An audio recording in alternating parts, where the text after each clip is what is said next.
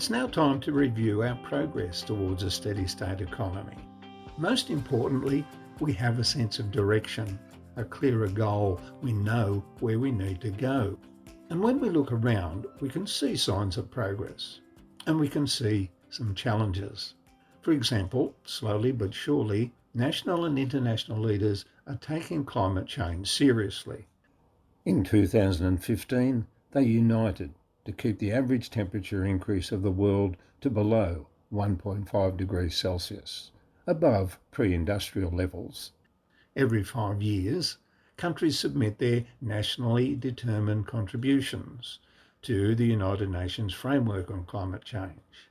Despite the goal of 1.5 degrees Celsius, in 2020, global greenhouse gases are still increasing. That same year, the head of the United Nations emphasised that the planet faces an emergency. 5 years after Paris, we are still not going in the right direction. Paris promised to limit temperature rise to as close to 1.5 degrees as possible. But the commitments made in Paris were far from enough to get there, and even those commitments are not being met. Carbon dioxide levels are at record highs. Today we are 1.2 degrees hotter than before the Industrial Revolution. If we don't change course, we may be headed for a catastrophic temperature rise of more than 3 degrees this century. Can anybody still deny that we are facing a dramatic emergency? That is why today I call on all leaders worldwide to declare a state of climate emergency in their countries until carbon neutrality is reached. There has been a change in meat eating habits of people living in richer countries in recent decades. More chicken rather than red meat is being eaten. However, the amount of meat consumption worldwide is increasing, with increases in standards of living. Meanwhile, some are giving up eating meat entirely or almost completely. Renewable energy sources are rapidly being developed in many countries around the world. Again, good news. The importance of recycling has been recognised and is taken seriously by the community. This Victorian $20 million plastic recycling centre is now processing 1/3 of the state's mixed plastics collected from curbside recycling. In 2021, a new federal government body, Stop Food Waste Australia, is being set up to help reduce food waste. More nitrogen and phosphorus is now being recycled from sewage. More sewage treatment plants are now producing biosolids for farms as fertiliser. Unfortunately, microfibres remain in biosolids and can find their way back into streams and rivers and then the sea. Education is another area of improvement. For many years now, students have learned about climate change, the difference between renewable natural resources and non-renewable resources. This important knowledge helps community generally to understand the scientific basis for the steady state economy. Around the world, businesses are forming networks conscious of the environment. For example, the group Businesses for Nature has over 600 member companies, all with a commitment to preserve nature. The World Business Council for Sustainable Development is promoting the circular economy, a necessary feature of the steady state economy. The National Television and Computer Recycling Scheme has been introduced to reduce waste in electronics. It's part of the Extended Producer Responsibility Program, the international effort to reduce waste and pollution. Another good sign is the number of community recycling centres that have been established in recent years. Many rubbish dumps now call themselves resource recovery centres. For example, Kimbriki Recycling Centre in the north of Sydney now returns over 80% of the material that arrives there. Changes in human population numbers are also a sign of progress towards a steady state economy, with most countries reducing their fertility rates to below replacement levels. There are also signs of progress towards greater equity or social justice. The Global Tax Justice Network and Transparency International have successfully highlighted how multinational companies and individuals avoid paying the taxes that they should, a big problem for smaller, poorer countries. Many countries are now taking action in response. The Tax Justice Network continues to press for international agreements to avoid tax-lowering competitions between nations. They are also pressing the United Nations to support the idea that the people who actually own companies are made public, again, to help ensure governments can tax fairly and have enough revenue to pay for services such as hospitals and schools. These two global networks have been very influential in getting the United Nations to hold a General Assembly in 2021 devoted to reducing financial corruption. Publish What You Pay is also working to ensure that mining and fossil fuel companies have a common way of recording what money they pay a government for the gas, oil and minerals they extract from the countries in which they operate. This movement has been partly successful in having a number of countries and the mining and oil companies agree to adopt a fully transparent way of showing where money comes and goes. These companies have adopted the Extractive Industries Transparency Initiative. The Jubilee movement, focusing on international debt, has also had success. For instance, in 1998, 70,000 people took to the streets of Birmingham, England, forming a human chain around a meeting of major world leaders. This led to a significant number of some of the poorest countries of Africa and South America having debts cancelled. They had a similar success for poorer countries during the 2020 COVID-19 crisis. While it is encouraging to see how movements in richer countries have made some degree of progress towards greater financial equity, it is important to be aware that greater financial transparency does not guarantee the poorer people in poorer countries will benefit, or that greater financial returns will be devoted to setting up a steady state economy. So financial transparency is necessary but not sufficient. These international movements have highlighted the need to understand just why poverty occurs. Appropriate action can then be taken. Individuals can also act in meaningful ways to reduce poverty and promote equity. Let's look at an example. Young girls and women in Bangladesh earn 80% of the country's export earnings, producing clothing, t-shirts, jeans and dresses. A pair of jeans costs the factory owner 90 cents to make and sells for around $25 in a high-income country. Their wage in 2019 was around 70 cents an hour, barely enough to live on. They desperately need the money. They have little or no choice. This is sometimes described as slave labour. However, we now have a choice.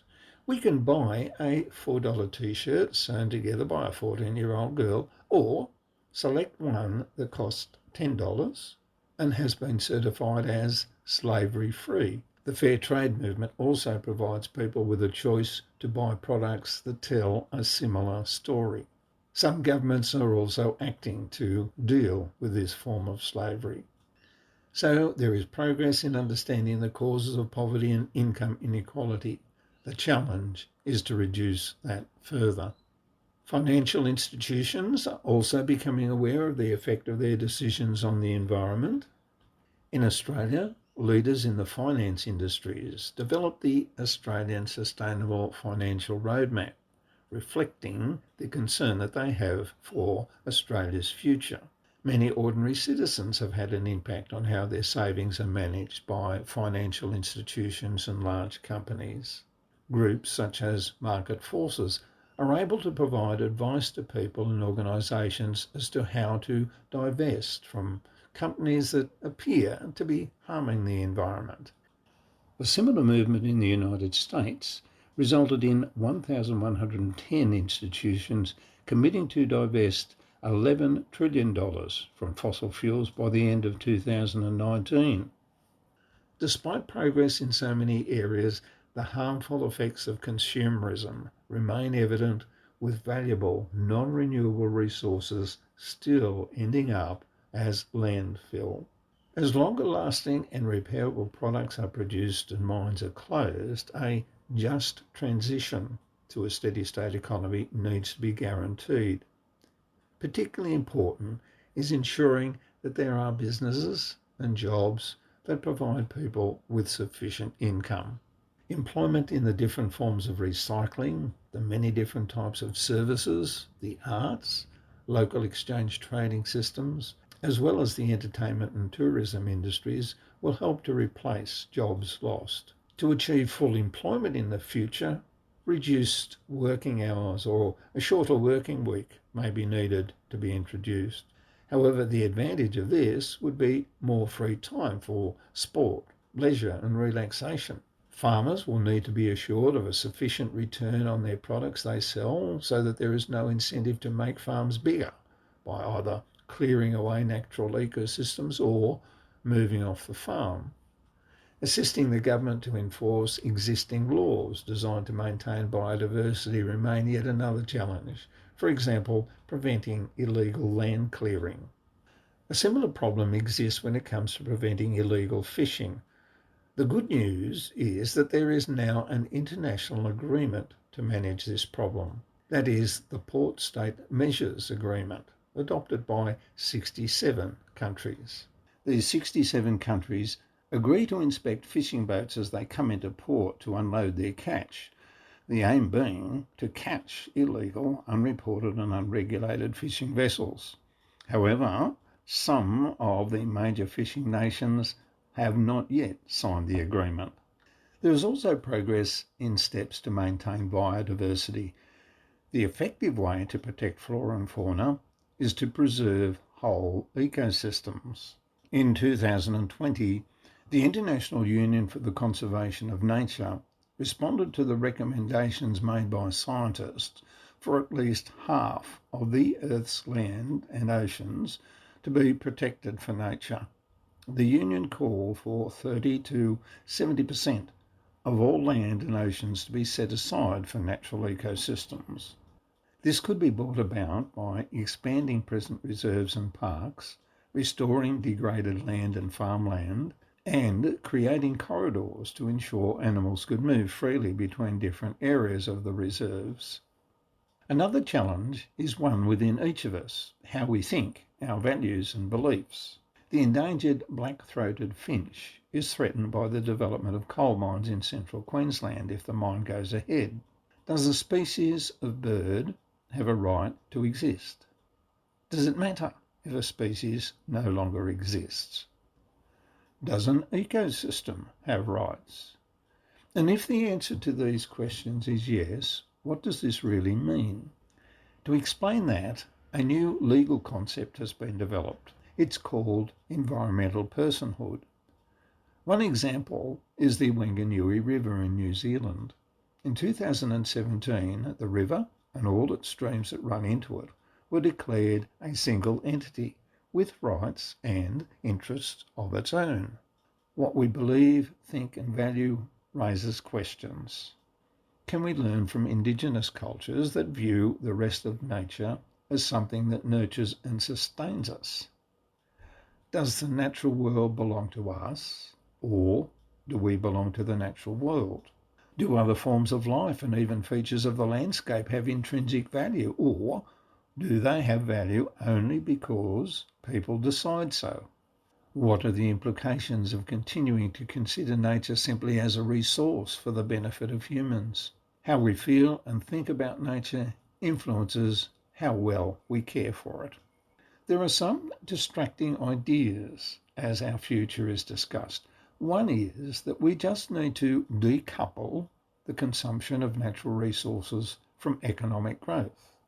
Decoupling refers to the idea that economic growth can continue at the same time as fewer and fewer natural resources are consumed. It's an idea promoted through the circular economy movement, as well as the United Nations Sustainable Development Goals, the SDGs. Decoupling has been described as a delusion. The ideals behind the circular economy and the SDGs are very admirable. However, the SDGs in particular have been rightly criticised for not providing a picture of what the world might look like once the goals are achieved. It's widely agreed that all global inhabitants could not live with the same level of use of natural resources and waste production as those in rich countries. So it is important that all countries adopt the steady state economy as a goal, thereby providing a sense of direction and purpose for us all. There are now leaders, networks, business organisations, government agencies and international networks and organisations moving in the right direction. But progress doesn't occur simply because it is a good idea. It happens because like-minded people join to make it happen. And much the same story has applied to action on climate change. And it is the same with the concept of endless economic growth and the lack of willingness to accept the idea of a steady state economy. It will take time and effort, however, progress has begun.